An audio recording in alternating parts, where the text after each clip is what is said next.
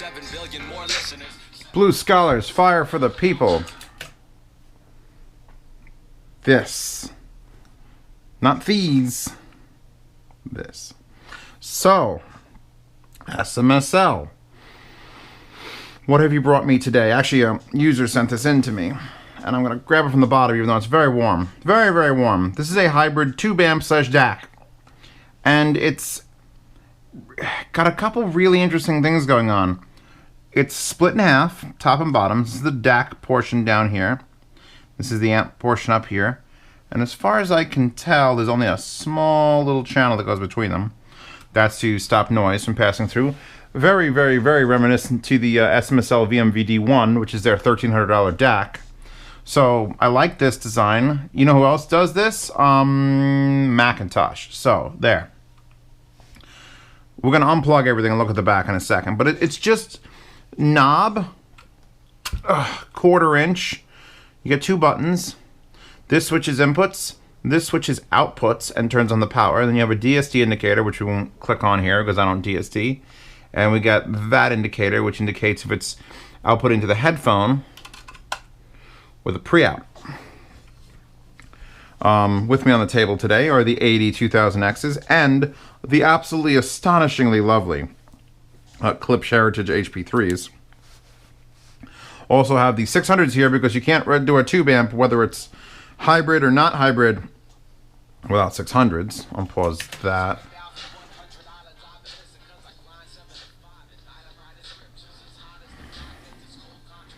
Okay. You can't watch me listen to music, so you might as well shut this thing off. So, power. Red for standby. Clap, you bitch! I'm just going to blindly unplug everything because it's my favorite thing to do. Okay. Damn. That's a lot of stuff. I don't know what this trend is. I kind of like it. It started with the stacks. That stacks right there. And actually older stacks. If you get old stacks energizers all the way back to the 80s. In fact, if you got a lot of amps back to the 80s, they don't color code the left and right with red and white. Everything's black. Every connector's black. And I guess that would make it cheaper to buy. But it also looks, I don't know, it looks kind of cool like that. So here's the bottom, here's the DAC portion. USB in, which this will do DSD like 1 bit, if you want to know. I'm going to use the optical. I said I use the USB. Well, you're going to use the optical because it's just simpler. Simplify my life, please. And I don't want to be dicking too much with drivers on my old computer. You have a USB, coaxial, optical, and here's your output. So you have a straight up, this bottom section is a DAC. Forget the front, it's just like a Sanskrit, but probably better. See the cost on this is $350. Tree Fitty. We got some Tree Fitty here, and that's a lot to ask for a hybrid tube amp. So what is it doing in the meantime? So it's not balanced. It's only got 1 small tube. Full DAC complement at the bottom. 24 volt input. In fact, let me see what kind of amperage we're looking at here. 20 inputs, that outputs 3 amps, 24 volts. That's a lot, and you know how you could tell? Because when you take a temperature of this thing, actually it's cooled down. This was 106 degrees Fahrenheit. So like 41, it's like 41 Celsius, 106 degrees Fahrenheit this thing was. It's like a cute little desk heater. Above inputs or outputs, inputs and outputs. These are line input. So RCA inputs, if you want to skip the DAC and just go something else, here you go. And it has controllable pre-outs, which are switchable, so you could either use the headphone out or the pre-outs. So now that you've... Oh, there are noises happening in my house. I don't like it. Let's plug this all back in the way I had it. So, this set of Amazon Basics RCAs, which by the way are my favorite RCAs, we're going to the THX789. So plug that in. And that's going to go straight to the DAC. And that's going to let me judge the DAC on its own. Because a lot of these combo units, there's like, here, listen to this DAC amp. Like the Jotunheim. Well, the Jotunheim you could actually output. But if I can listen to it without going through the amp section, I can judge the DAC. Spoiler alert, it's very clean. Now this is coming from the Geshelli Labs DAC, and I'm going to use it as my line in so I can compare DACs again. Or actually, now I know I have a default known entity for a DAC, and I can push that through the headphone amp and see how that sounds. So now pre-out would go to speakers, which I could hook up to these clips, but I'm not going to because that's just, I don't have the, please just trust me on it. We're using fiber optic input, so that goes here. And then we have power running into here. A little bit of a spark because life's got to be interesting, always. So now you've got a red indicator indicate it's not on. I believe a C, you got to hold a little bit of hold. All right, you see that blue LED blinking? That is the indication that it is warming up the tube. The very first time I turned this thing on, I didn't know what was going on. I'm like, why is there no sound? Why I plugged the headphones in, why is there no sound? Why is it blinking? That could take up to 45 seconds to preheat the tube, and then it's going to go click, click. And if you have your volume knob way high, you blow something up, either your eardrums or a headphone. So basically, turn this thing on, walk away from it, go make a pot of tea, take a leak. That has to stop blinking. Until that stops blinking, you cannot use said tube amp, actually, unless we are playing, right? So I would hear these playing. I thought maybe for a second the DAC output would work without the tube.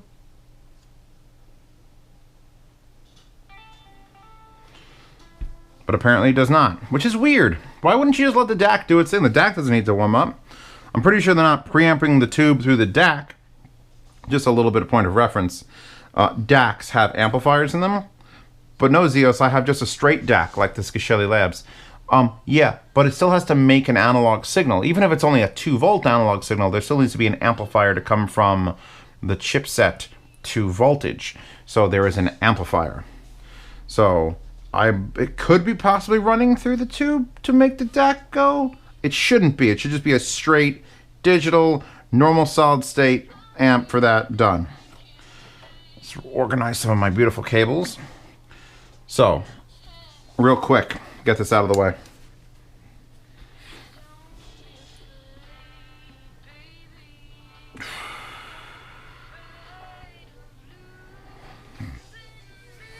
That's Lyra Lynn, Fire and Undertow.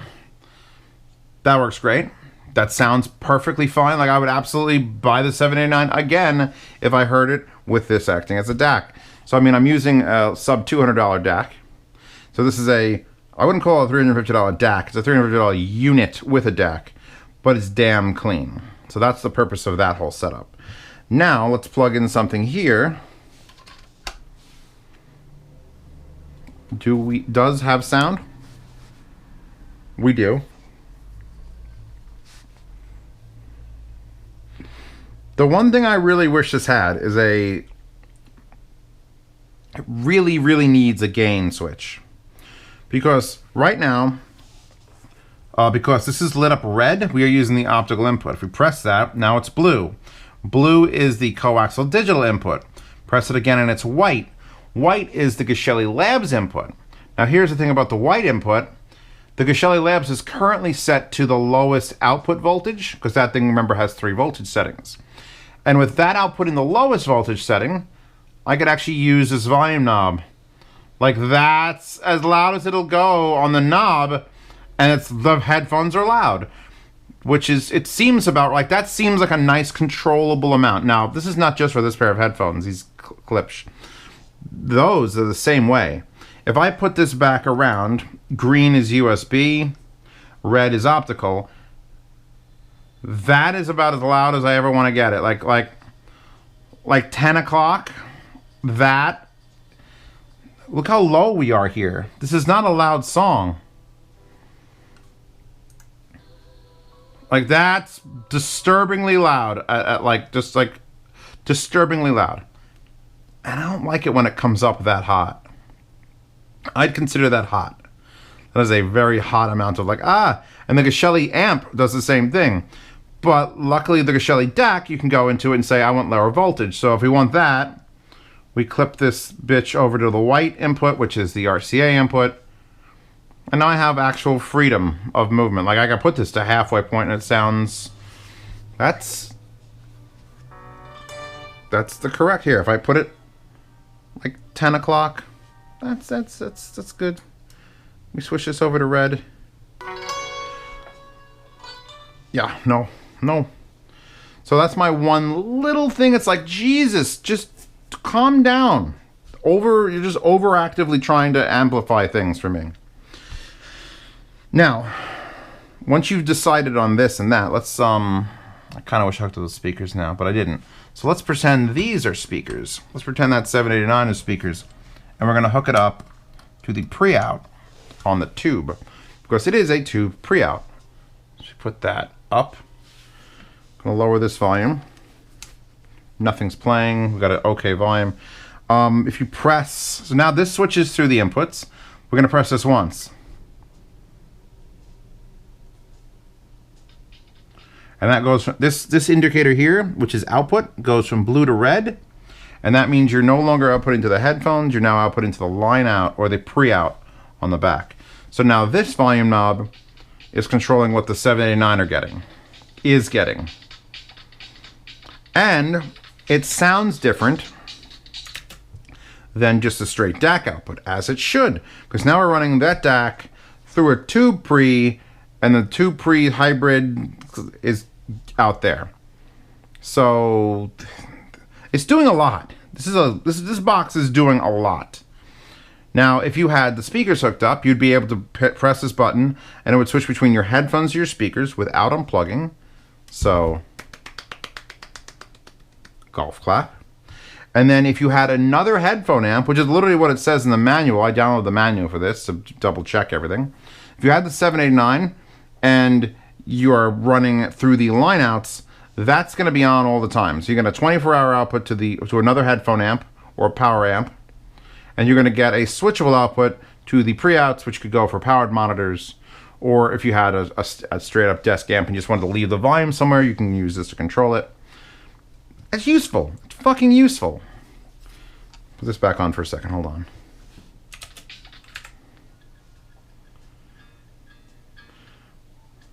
Now, obviously, here's again a flaw, is that I'm pre-outing to that amp, and that amp's got its volume knob wherever. If you had speakers, you maybe have those volumes set wherever. So I'm bringing the volume up to like 11, 12. There's 12 o'clock. What happens, ladies and gentlemen, when I switch the output to the headphones that are plugged in? They explode. So I do that. I can't even approach noon. So that's a little... If it was digital, if it was a digital volume control, you'd be able to set it and be like, all right, when my headphones are in, it's level 30, but when I'm playing it to my pre-out, it's level 15, going up towards 0. And you can't, because it's a physical fucking knob, which is a very nice knob, by the way. I like the jog shuttle. It feels very Laserdisc. My father had Laserdisc players, and every remote had literally that fucking thing on it to jog shuttle through frames, which was awesome.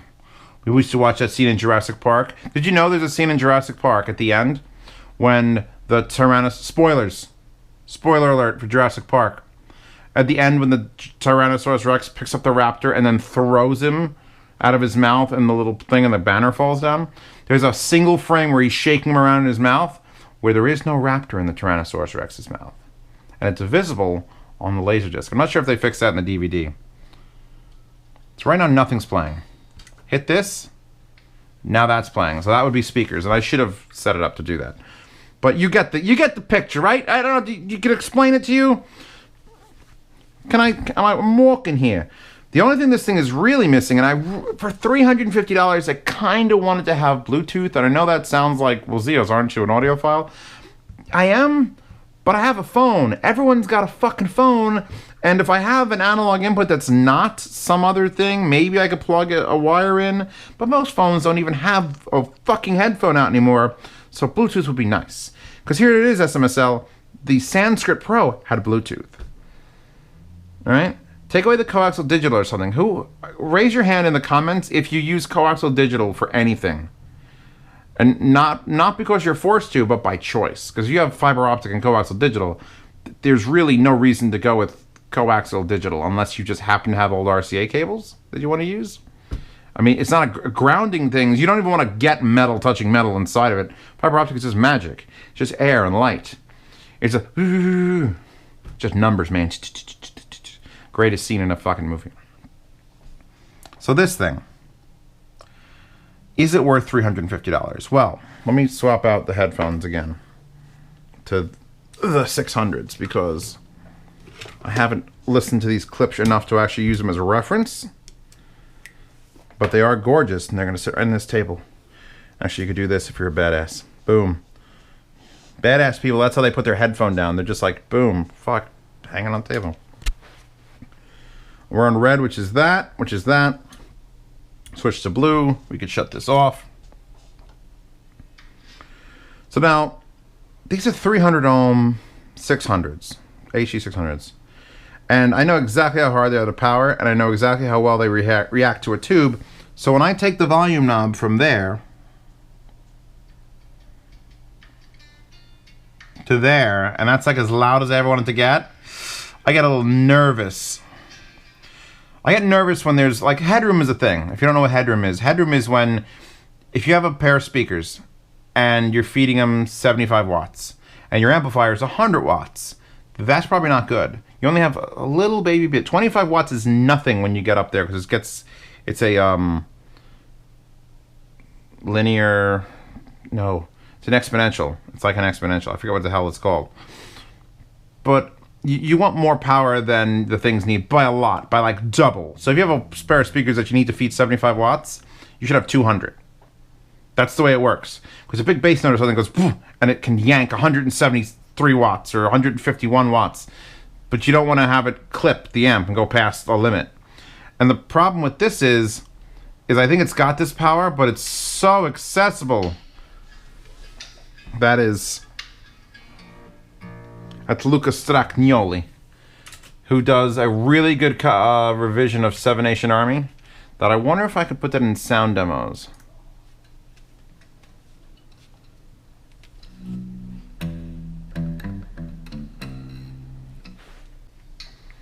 Off. Alright, so here's the deal about sound quality on this thing, because that's what matters.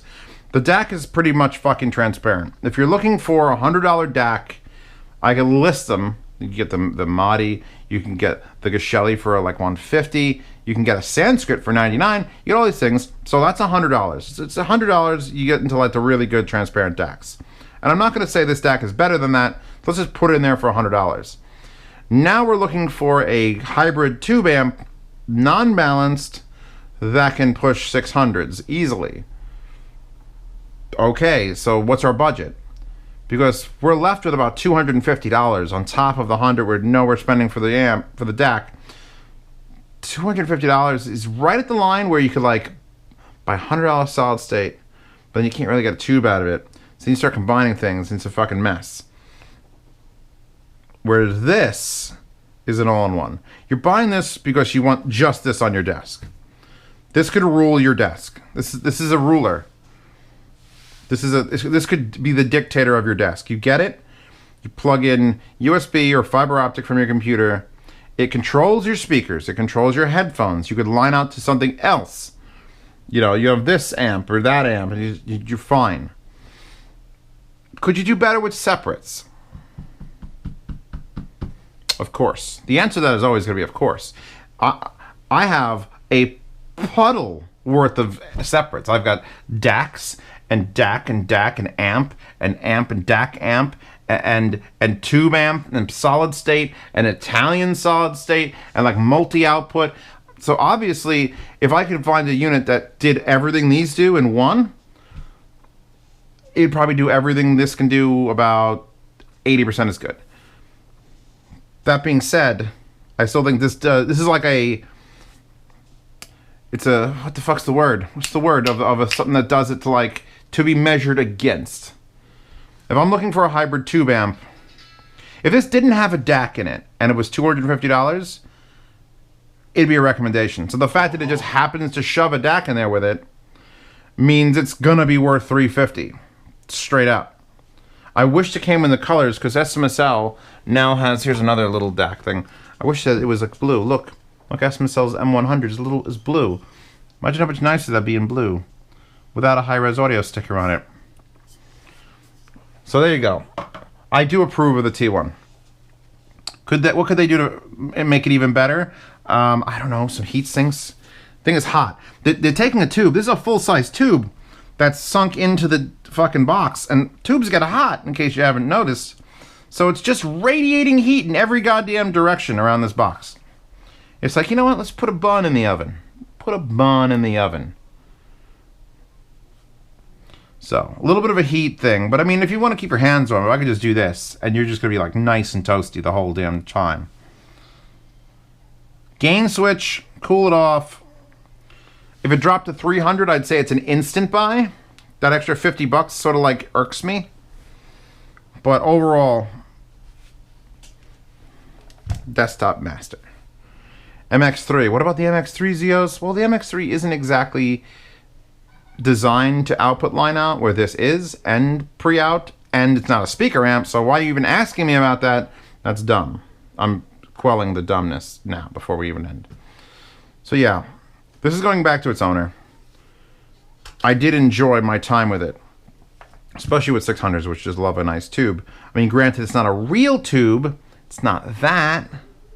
If it was that, that'd be something else. In fact, I'm going to turn that on, and I'm going to listen to these on that, because that, wait for it. Oh, here it comes.